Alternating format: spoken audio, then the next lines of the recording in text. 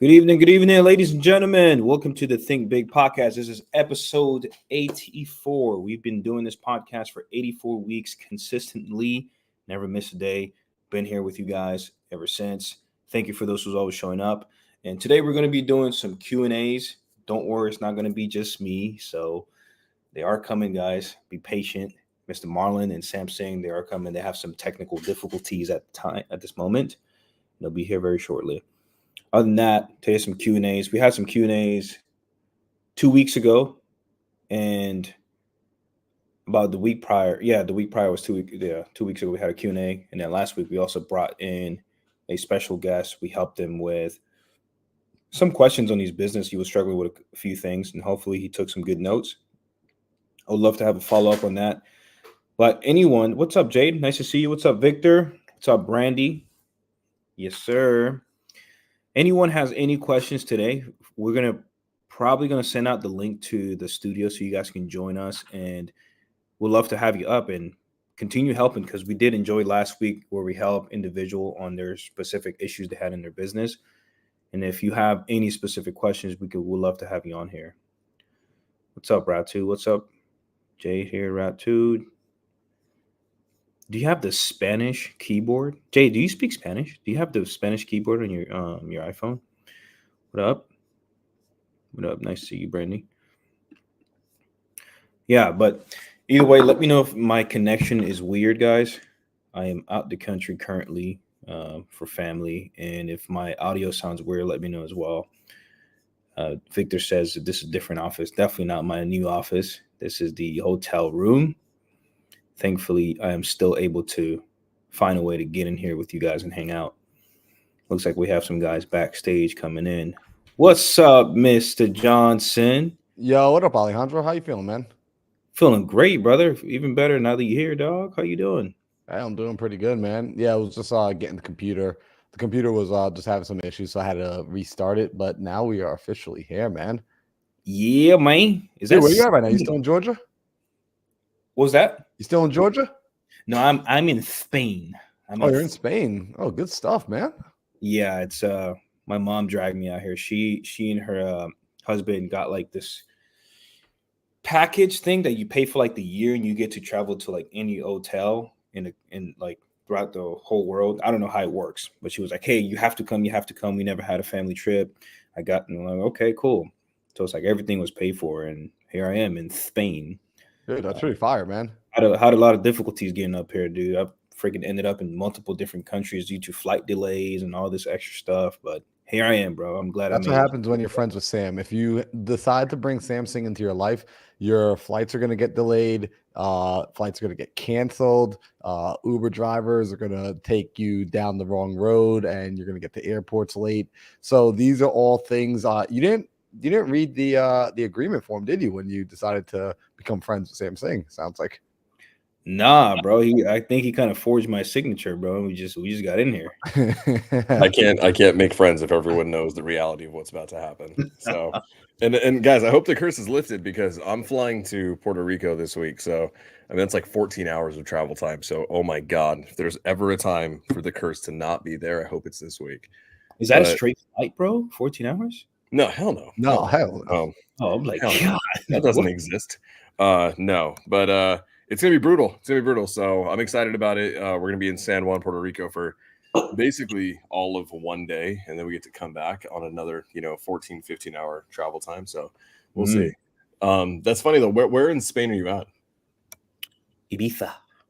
Oh, beautiful. Okay, amazing. Ibiza, It's funny because when you go to the islands in Spain, you go to like Mallorca or Minorca, then like they talk so fast, and they all don't use the S. It's the most obscene, beautiful thing ever. But guys, I'm late, so I do apologize for that. What's on the docket today, man? What are we doing, Alejandro? We're doing some Q&A, man, and hopefully some people are brave enough to just come backstage with us and get in front of here and be vulnerable and let us help them figure out their current hurdles that they're going through in their business. Yeah, so let's talk about this. Let's properly frame this. Last week we were on the Think Big podcast, and it was phenomenal. We were able to bring up a brand new entrepreneur, or not brand new, but this was somebody who had been in the business now for the last about 4 years, started around the same time as Sam. However, ran into some different hurdles, as is natural on all of our journeys. And we were able to each give some insight, some perspectives, and help him to formulate a game plan and create really a custom game plan. And what was nice about that is a lot of you ended up reaching out to us independently afterwards, saying that you got value as a result of listening to somebody else's advice. So we decided that we wanted to do something very similar this week, where we were going to open it up, and we're going to open it up today for one of you to come up and get your questions answered. Whether you're brand new and you're just trying to figure out, how do I get some momentum? How do I get moving specifically in my situation? Because sometimes you hear information and it's not a problem of knowing the information. It's more, what's missing is the context of, how does this apply to me and my situation? And we want to be able to help people out with that. And even if you're a little bit more of a seasoned entrepreneur, a seasoned investor, a seasoned business owner, and you just feel like you need that one little nugget, that little nudge that either myself, Alejandro, or Sam can provide, we want to welcome you up today. So what we're going to do is, because you're here live, and this is one of the benefits of being on the show live, and this is why it's so important to show up each week, is we're going to put in the chat a link to come up to the studio, and we're going to be choosing one of the people that comes into the studio that we've seen, who's been showing up, who's been commenting, who's been engaging, who's been giving value to other people, and who genuinely just has a heart that we want to be around, like a person that we would want to connect with. That's what we're going to be doing here today. So I'm excited about that. I'm going to go ahead and drop that link in the chat. So when you guys click on it, it's not going to immediately just pull you straight up to the stage. It's going to bring you into the guest room. And from there, we're going to see, which folks are out there. But what I recommend, how to best utilize this opportunity today, is this isn't the time to, how do I say, like, throw out the vanity metrics of everything that's awesome in your life and awesome in your business. Instead, this is the time to just be vulnerable and be honest and say, yo, Sam, my business is, it feels like it's tanking. Or Alejandro, my business is non-existent. In fact, like, it feels like I don't even know what I do, and my family has no clue what I do. Can you help? I'm not sure which way to go. I've spent this amount of money. I have this much money left, and I'm trying to get to this destination. What should I do? That's how I would use a Q&A if I had the opportunity to be in the audience right now. And I want to hit on this, guys. Every one of us has developed our businesses to a relatively high degree. We're not as big as we want to be, not near as big as we want to be. But the reality is, I think the three of us have some pretty freaking epic businesses and things that we do. And it's something that I think people don't prioritize enough. So you guys don't know this. Marley, you may have an idea of this. So I've been keeping a track of the tally of how much I've spent on mentorship, masterminding, and business development. I am now as of last night, I am at $159,000 in spend over the last just shy of 3 years in developing myself and the business. So a lot of what we're talking about is not just from our raw experiences as human beings or business owners. A lot of what we're talking about is actually from us investing in other mentorships and masterminds and all these things. I'm at a point now where I'm like quickly, like I dropped $1,000 last week on a 1-hour phone call. I dropped $5,000 last night on a new systems development for basically just one little transition that I think was really important for us. And like the whole point of all of this and us doing this is like, you guys remember that TikTok trend, that YouTube trend where it was like, I bought so-and-so, so you don't have to. I spent the money here, so you don't have to. The guy's like, I feel like that's my entire life purpose right now, is let me go and scale the business. Let me go and get the scars, learning how to do this and pay for it all as well. And then just share the knowledge with you guys. I mean, that's really kind of the whole focus that I have with this, because I've spent $159,000 in the last 2.5 years now in just developing myself in the business. I want you guys to learn the lessons without having to drop the $159,000. That's like my pure goal here. So let's do it. Do we have questions already or no? I know you had like 80 of them. We went over 90, I think. Yeah, let's do, dude. I actually want to hit on this right now. So I was live in a mentorship earlier today in a mentorship program that I'm in, and I like to give a lot of value. And guys, so if you guys want to, one, start dropping your questions in the chat, and then two, if you guys want to come on live and actually get some FaceTime with us, because we want to get to know you guys. There's a lot of you guys who come here so consistently and who are engaging all the time with us. But like, I feel like we've never had a face-to-face conversation, and like, I hate that. I want to get to know you guys even more. So then just let us know, and then we'll bring you guys up. But that being said, so I was live today in someone's in another mentorship that I'm in, and I was just giving value and kind of teaching some stuff. And I want people to, I actually want to hit on this because someone who is brand spanking new, I don't think they've done some deals before, and they just dropped like 25 grand in mentorship. Okay, that's a lot of money. That's a lot of freaking money, especially for someone who's basically never done deals before. For a lot of our folks here who may not be in a mentorship or a bunch of mentorships, guys, when that person told me that, like, I kind of like cringed internally a little bit. One, obviously, I don't know everything that they've got going on behind the scenes, but how do you guys feel? And I know this is something that a lot of people who aren't in mentorships who are watching are gonna want to know this question is, if I'm new, do I need to go into a mentorship? Do I need to go and drop 5, 10, 15, 20, 25 grand to learn? Is that a requirement? What do you guys think? I'll let Alejandro take that one first because I definitely have an opinion here. Ooh, do you mind repeating that, Sam? I apologize. I wasn't fully. Yeah. So a lot of people who are brand new, right? A lot of people who are brand new, and they've never done deals before, right? They're brand spanking new.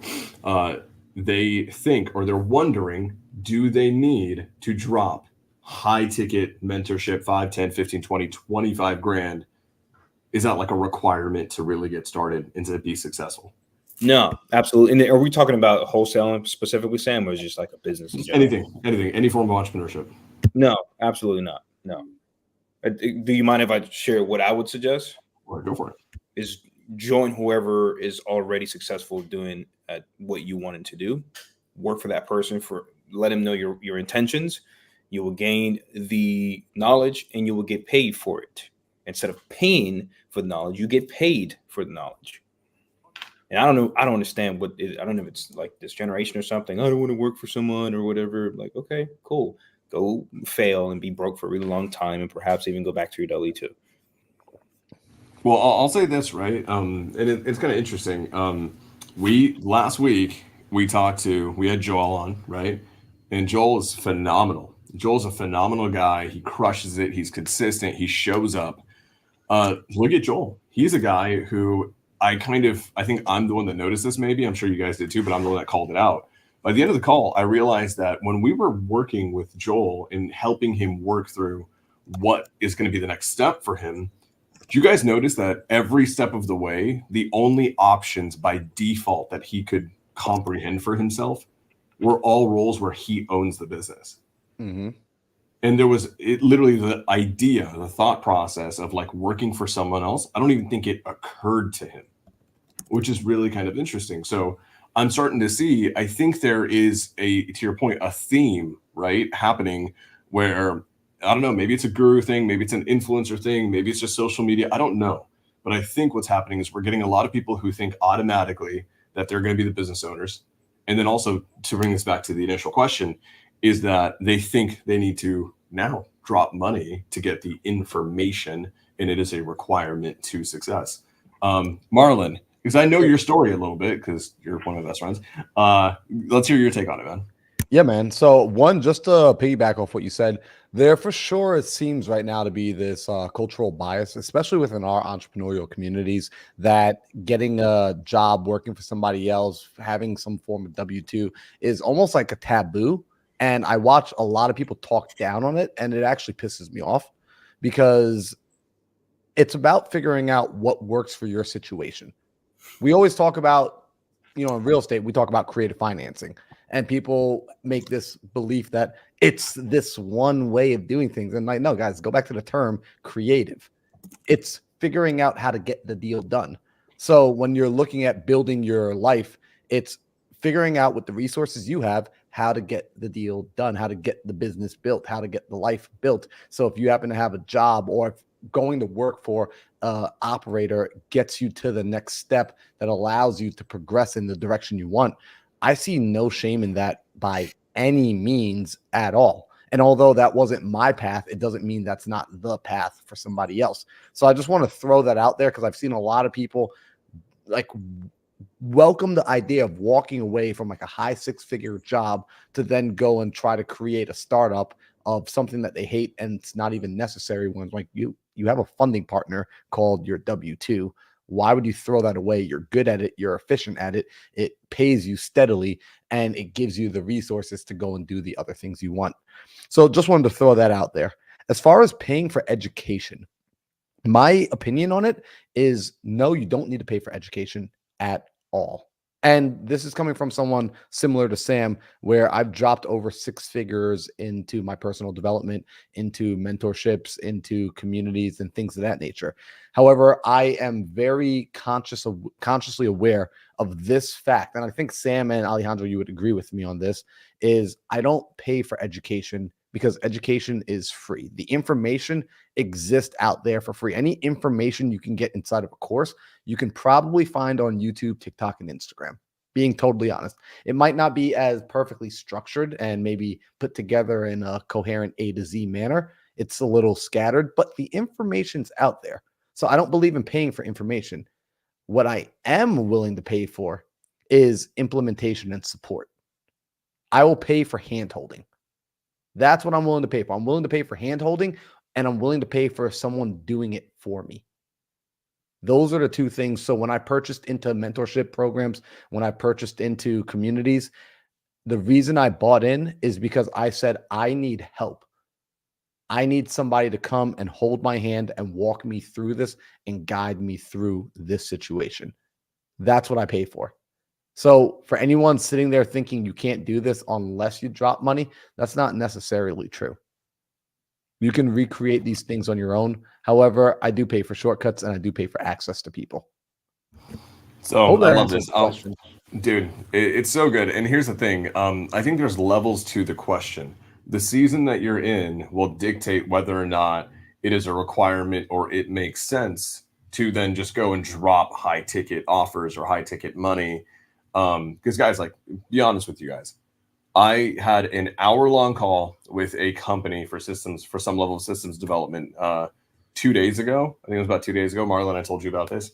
Yep. And basically I had a private call with someone who is behind some of the biggest coaches and consultants in the country, in the world. Like, this person has worked with some of the highest and best entrepreneurs there are. Like, this person has built out the systems on the back end to help some of the greatest educators and consultants in not just this industry, but entrepreneurialism as a whole, capture several 9 figures in revenue. And so I had this call with this person, and it was really interesting because at the end of it, I ended up just paying him $5,000. We're going to pay him probably a lot more. We're probably going to get to a point where we're paying him about $20,000 a month, probably the next 12 months. And it's interesting because I look back at me 3 years ago.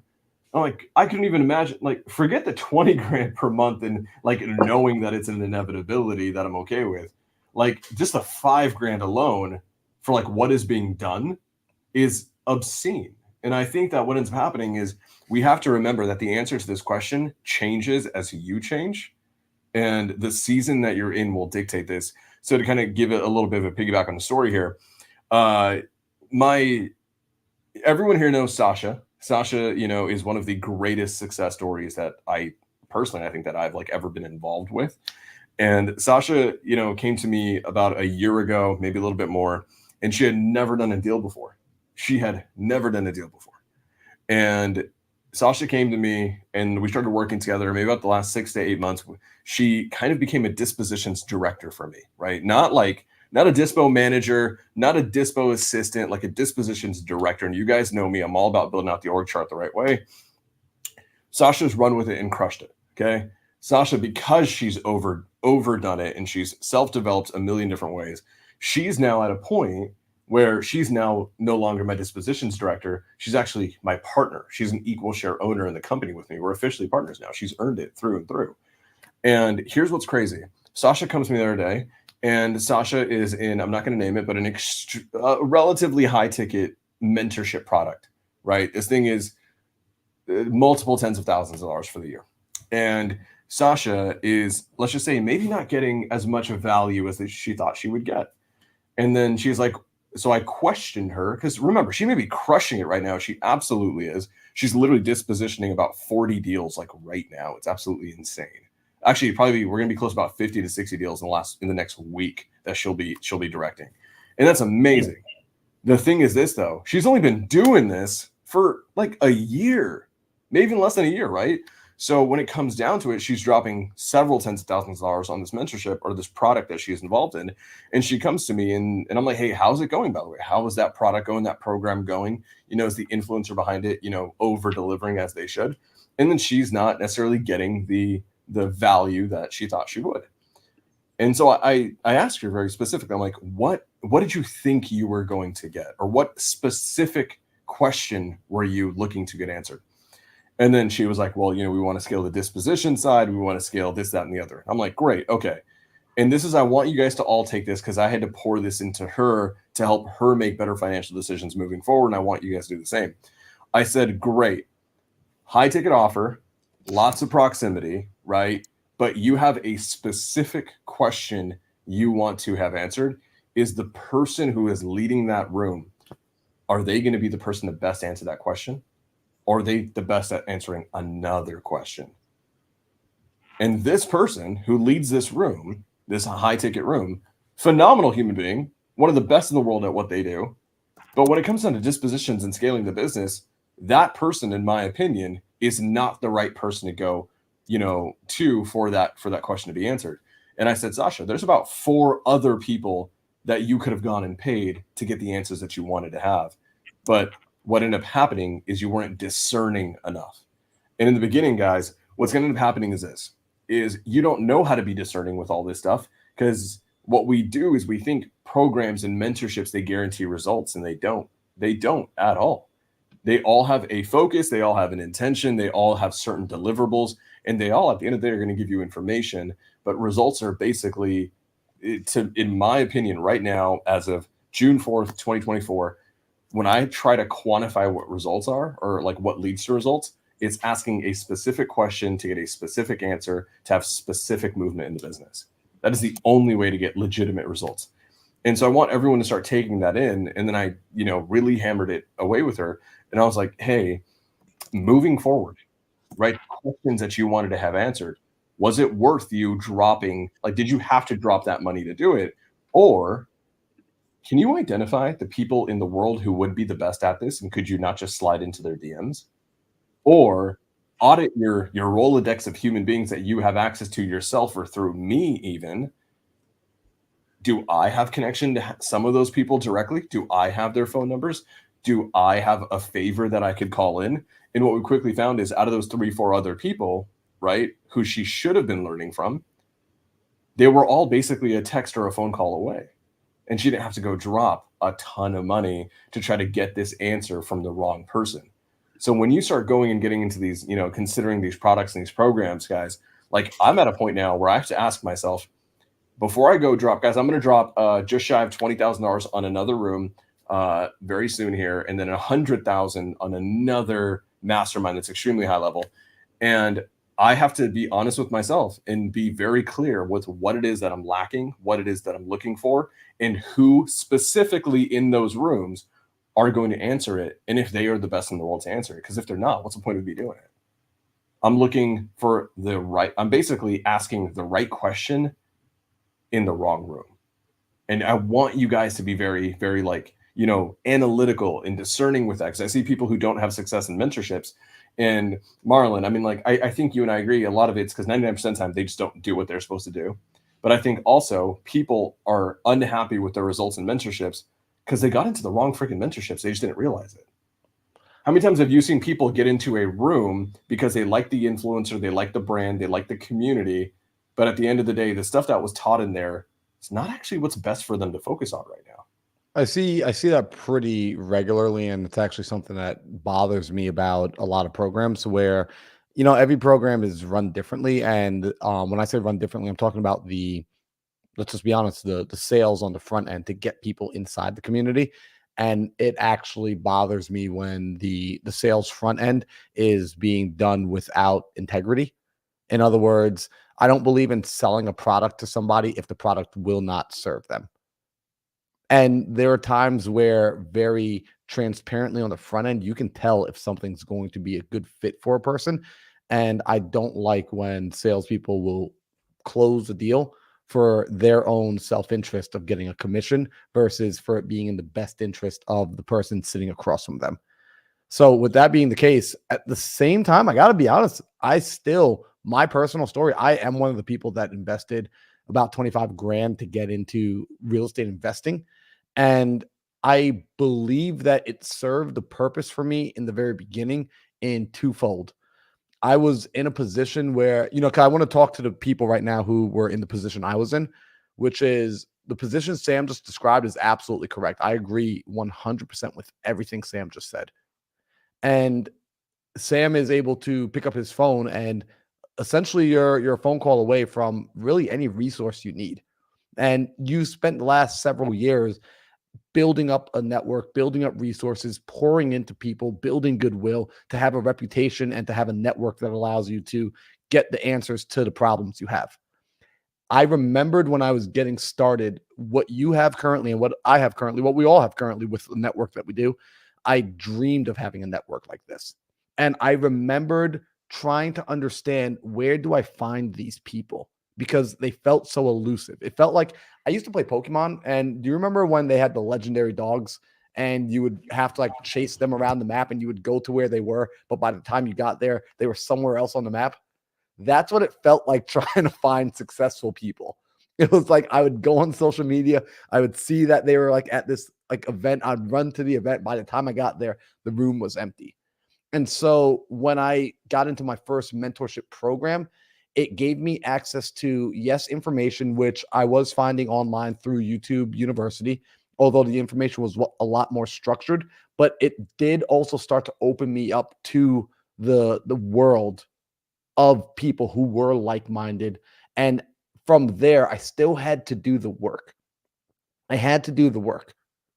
And that price tag associated me spending the money on my education was less about me handing the money over to the sales guy in the back of the room and way more about me being forced to make a decision to bet on myself.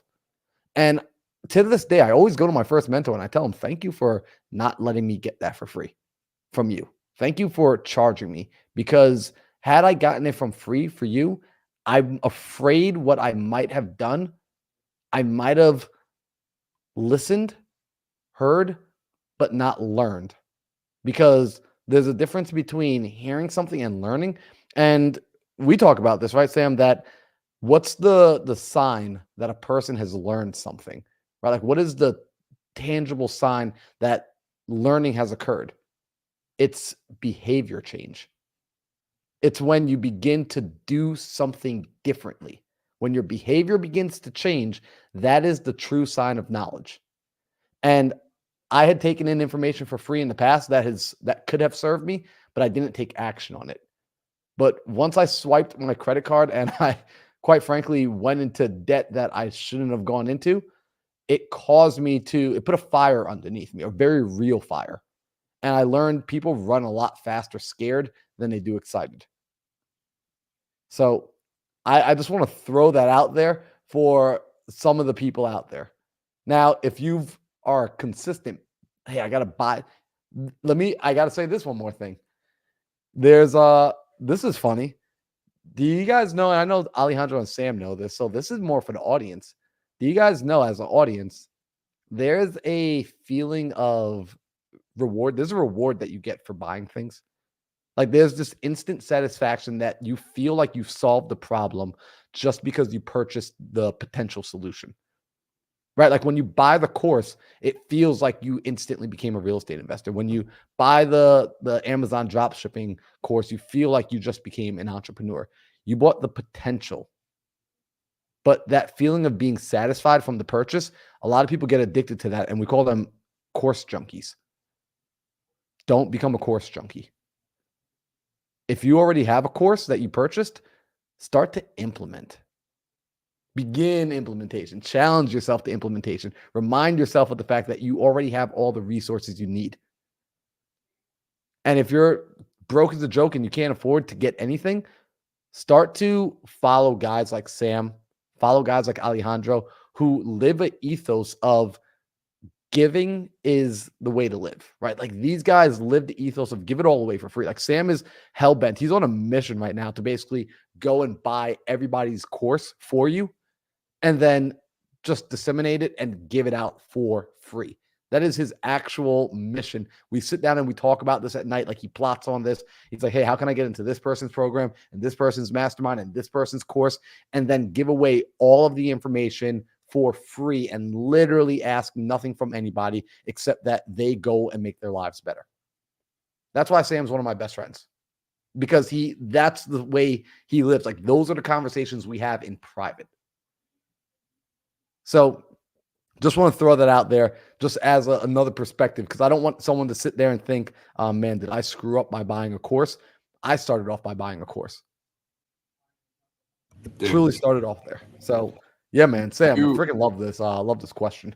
Dude, it's funny because knowing your story, you did it, and it wasn't like a cheap course either. It was like, what, 25, 30 grand?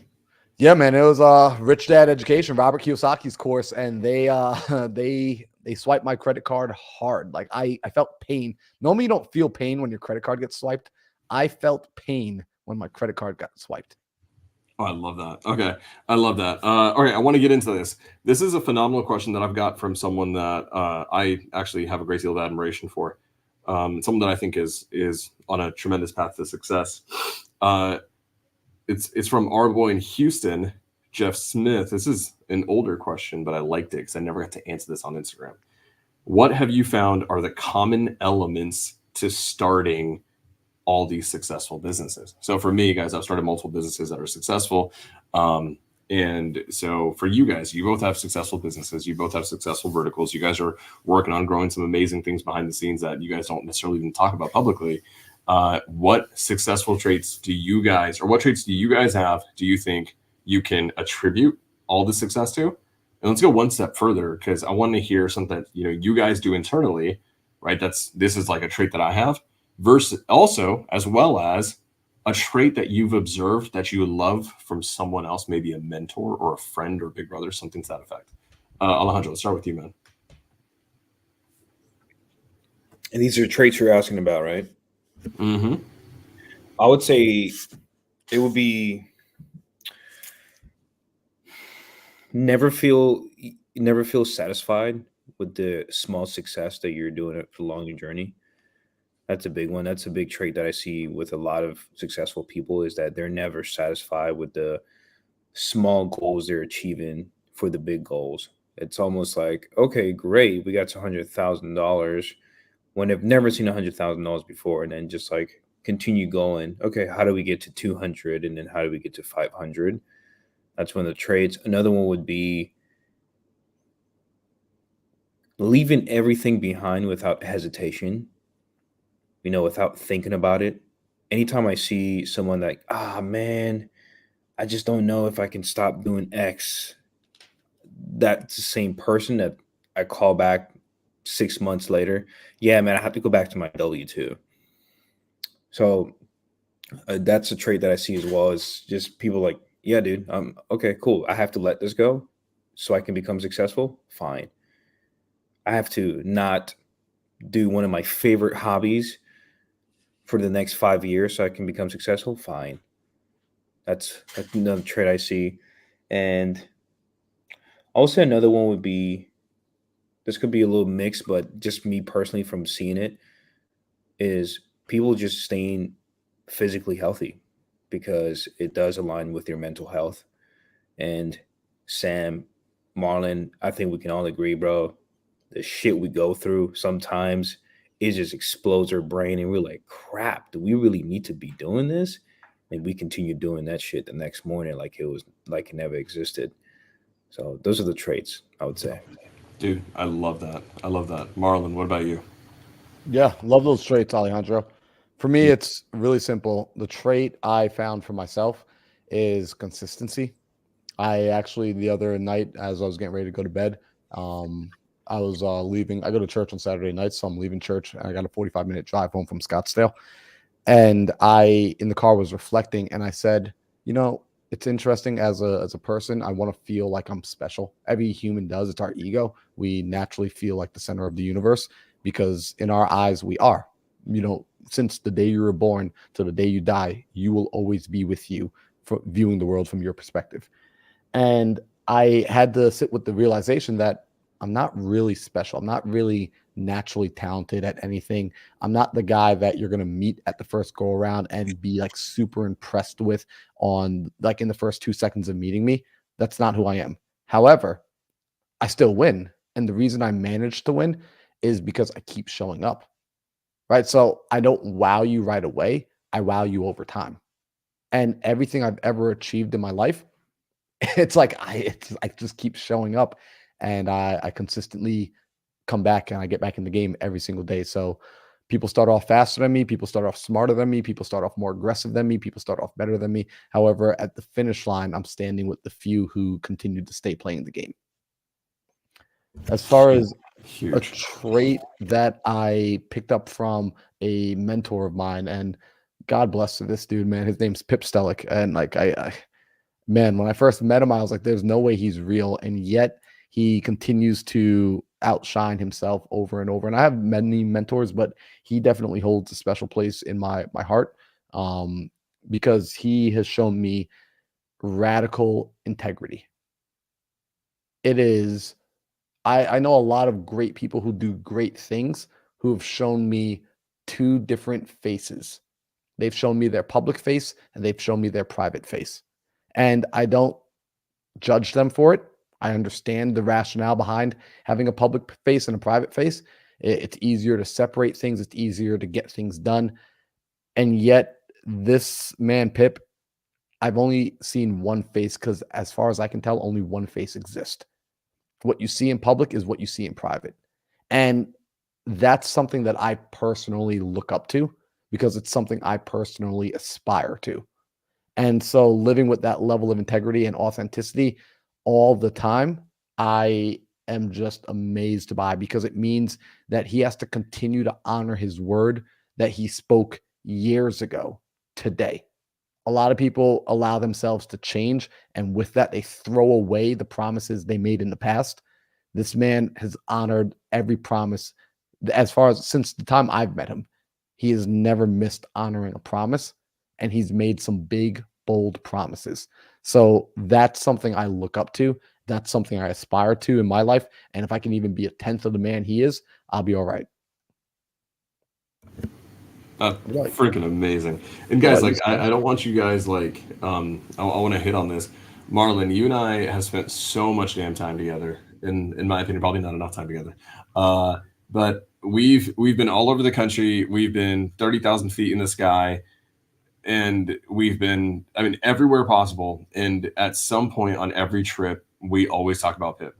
And one unanimous trait and consistent characteristic that comes up about Pip is the fact that he sticks to his word no matter what. And like he's not willing to compromise, his ethics or integrity for a payday, no matter what the end cost is, right? And I would say with him, the one thing that really kind of stands out to me from what you've shown me is, and I remember being on that call in Houston, you and I were together, and you were on the call on your phone, and I got to hear him speak for 2 hours with the team.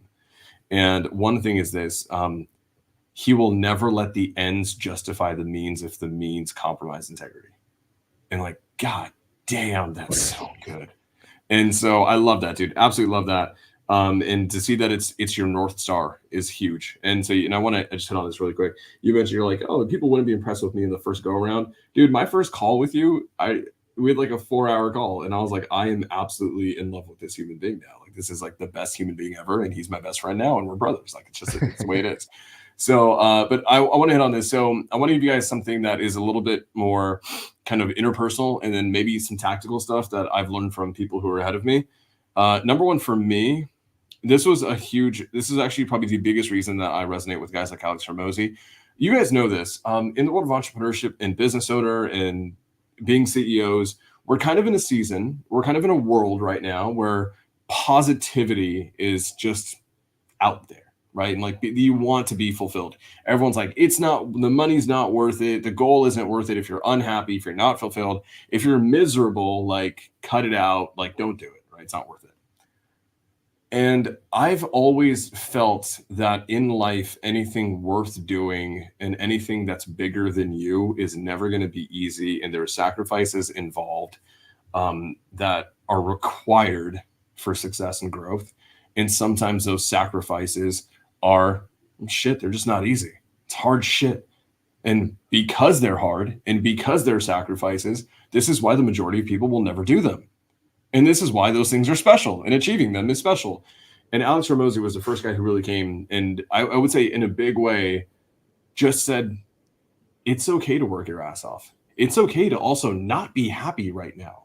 It's okay to feel like shit and still work. And it's okay to even sacrifice personal relationships for a season because you're trying to change everyone's lives. And I think he was the first guy to really give me that permission that I needed to live in that. Because when I was getting into entrepreneurship and I was getting a lot of success early on, what ended up happening is all my interpersonal relationships were all telling me, you need to take it slower, right? You're going too fast. You're going too hard. Your health is declining. All these things. It's not good for you. It's not balanced. You need to take time off. You need to not be working 80 hours a week, this, that, and the other. And because it's stressful and it's difficult and people notice it. And I felt like no one could understand me for a while because everyone was telling me this. And in my brain, I was like, you don't realize that I'm doing this to give you the best life ever. Like, I'm not here to change my life. I'm here to change your life and your kids' lives and your grandkids' lives. Like, that is the result of me doing this. So why are you telling me to slow down? And it caused a lot of friction between me and so many relationships I had. And so for me, it got to a point where I got really good at standing my ground with the things that I was not willing to budge on. And I got to a point, guys, where I unlocked the ability to start saying no to people. I would say that is one of the biggest things for me in so many aspects of my business and my growth has been the ability to tell people that I adore and cherish and love, being able to tell them no. And that's hard to do. That's super freaking hard to do. So guys, there's going to be times when you're developing your businesses and yourselves where you actually have to, everyone is telling you one thing and you all have to tell them, fuck off.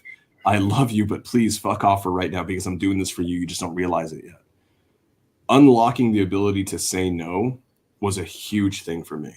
And I feel the second that I started giving my permission to be miserable working and accept that is okay.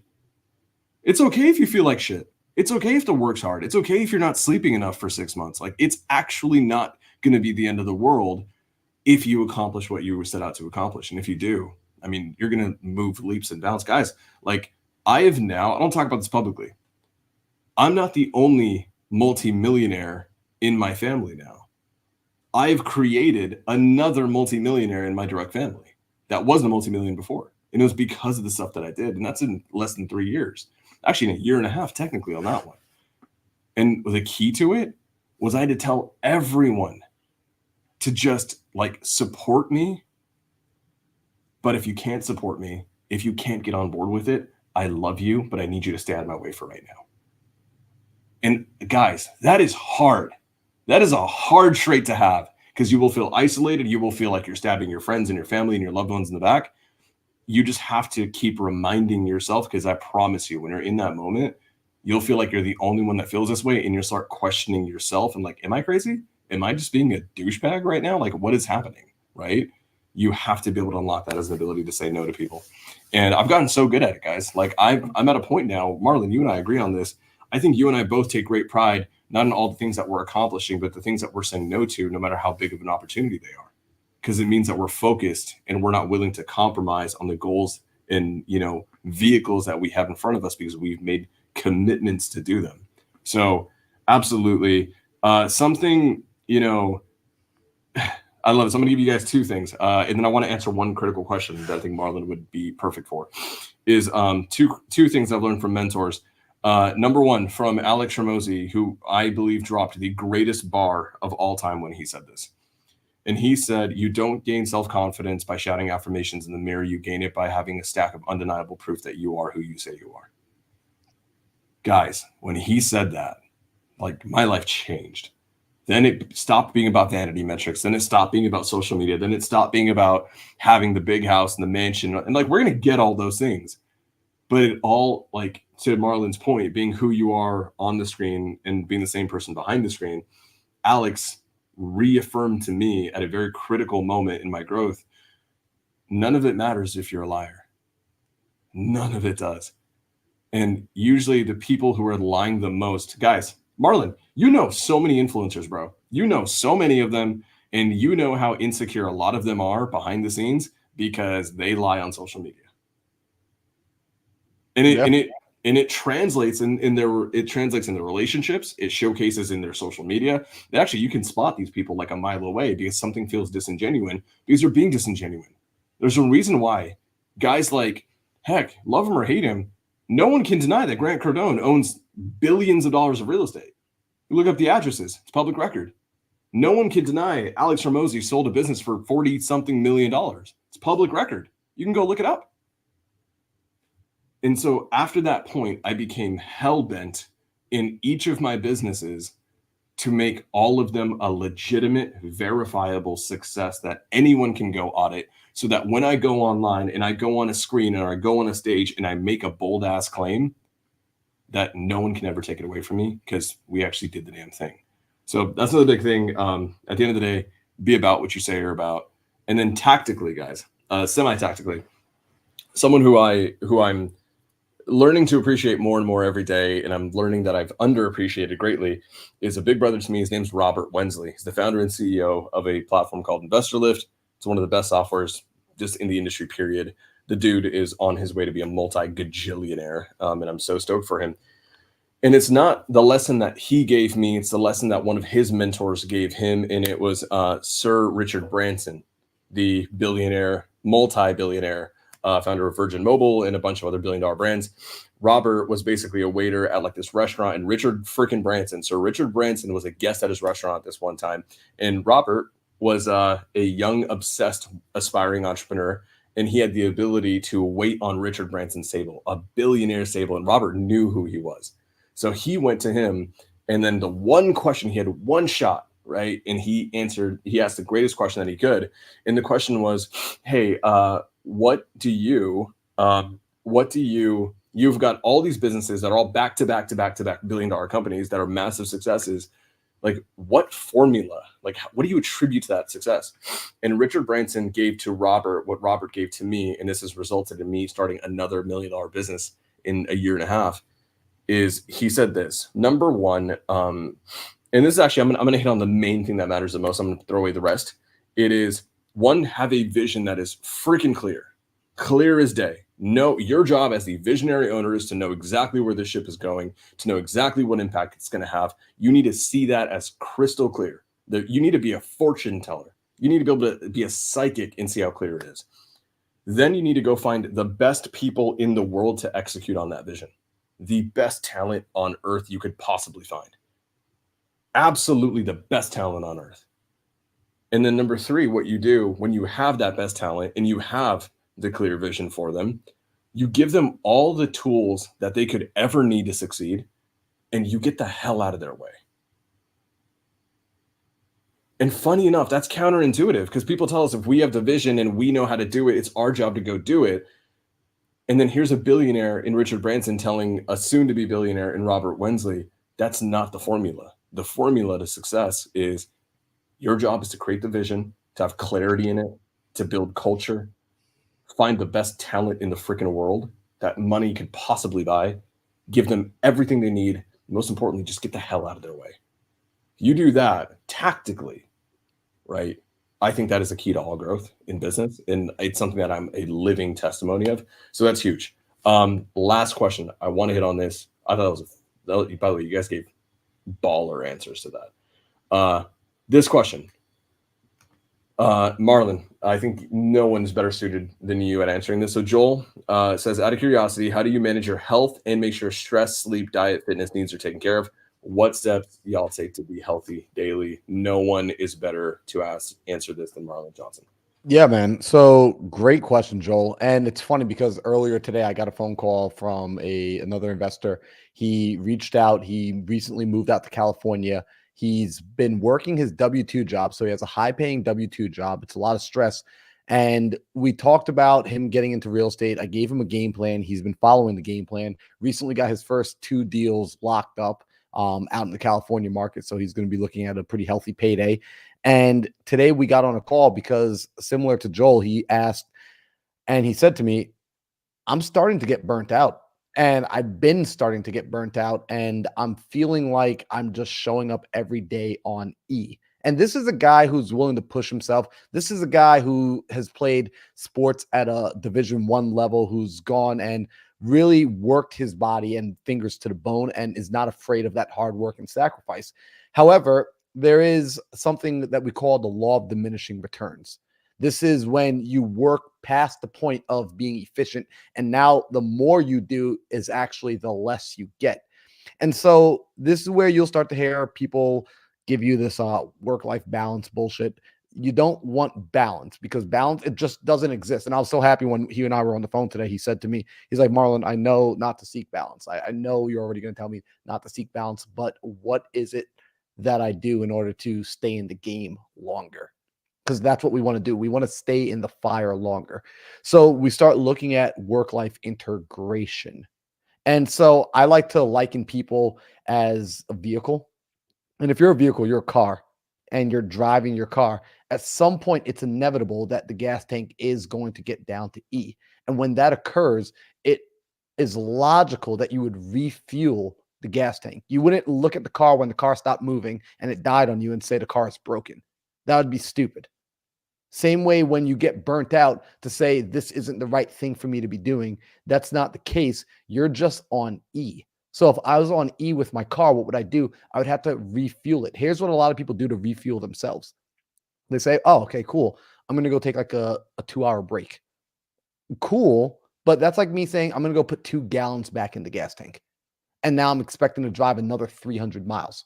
You've got to figure out for yourself what properly refuels you and go and create space for that, because it is your job to create pit stops for yourself to properly refuel. So what that looks like is having time and things and activities in your life, hobbies, friends, a network of people that you plug back into that absolutely recharge your battery so that you can go back into the war zone, so that you can go back into the trenches, and so that you can jump back into your work. From a daily standpoint, Joel, I want to answer your question specifically.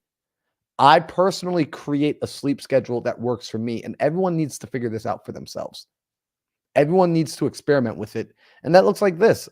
Hey, try going to sleep early, try waking up early, see if that works for you. That worked well for me. For Sam, it's absolute hell on earth. Sam gets his productive work done at night. So Sam goes to bed late, wakes up late, but then gets right to work as soon as he wakes up. There is no one size fit all. In fact, every successful person should prove this to you, because every successful person looks differently. They act differently. I do know, however, sleep is critical for restoration. How you go about getting that sleep is going to be depending on your schedule. But getting that sleep, it's the ultimate cheat code. I believe sleep is nature's wonder drug, personally. And I'm willing to die by that statement. Sleep is nature's wonder drug. As far as fitness, for me personally, the lifestyle I want to create requires me to have a healthy, strong body, because I like doing things like hiking, climbing, and also as I move, it helps me think better. So part of that is I get 45 minutes of workout a day, and I just do that first thing in the morning. I get my workouts in around 5 o'clock in the morning before anybody needs anything from me, before it's money-making hours. And then from there, I jump into my workday. So really, it's about making sure that you create a schedule for yourself. And as Dan Martell, not Dan Martell, Jesse Itzler, he likes to talk about it like this. Jesse Itzler is another billionaire. I had the opportunity to hang out with him last year down in Georgia. We were at an ultra marathon together. And he talked about this simple concept. He said, everyone has to get their nutrients, and we have these things like daily vitamins. And we always look at our daily vitamins as the pills we take in, the vitamin D, the vitamin C, the vitamin A, and all the other letters in the alphabet. But also, a part of being able to be a naturally functioning human, there are other things that aren't ingested through your mouth, things like time with your family or times with your dog or messing around and watching a little bit of anime, whatever those things are that bring excitement back and joy back to you, that allow you, the reason you do this is for the purpose of being able to jump back into work and grind. You build yourself up to be able to whittle yourself away. That's the interesting thing about building something. So keep that in mind, because you're bringing life to a business the same way a mother brings life to a child. She starts eating more when she's in that season of pregnancy, and she does things to bring in nutrients to build the life inside of her. The same way you need to bring in nutrients for your soul, for your creativity, for your energy, so that you can jump into work every single day. So that's my take on it. Marlon, I freaking love this. But I think this. I think I want you to hit on this really quick. People who, you were a parkour athlete, and parkour, even though I guess you could say it's an independent singular sport, but you had a community, right? You had a team at Woodward. You had a small tribe of people, right? That helped you build the habits. It helped you learn. It helped you progress, but it also helped you fill your cup emotionally because you had proximity to people who are in the same headspace as you. With me, I was a tennis player, and tennis is a singular sport. It is like one person versus one person. It is, for a lot of people in the world of like European sports, it is known as like the loneliest sport. But in tennis, when you play at the collegiate level, you have a team. Like, you ride or die for your team, and that's important. So when someone's building new habits, Marlon, I think it's critical, especially when they're physical habits. It's actually critical for them to have a community that they could plug into, right? Do you have something like that for him? Yeah, man. So actually right now we're doing a free community challenge for people that are interested in building together, because I learned that I'm able to accomplish a lot more with community, just like you said. And so I'm in a season right now of just getting back home from running across America. And the reason we were able to get that done was because I had community. I had people who were constantly charging me back up, and I got to charge them back up. And we were supporting one another literally across this world's first, this impossible goal. And so now that I'm back home, I want to give that to other people. And so we got a school platform, a school community, where inside there right now we're doing a 30-day challenge, and it's for the sake of building habit. So if you guys are interested in that, if you want to hang out with me during the next month of June, come inside the school, right? Like, that's the best I can say right now. Jump inside there, hang out with us. It is just, it's people supporting people.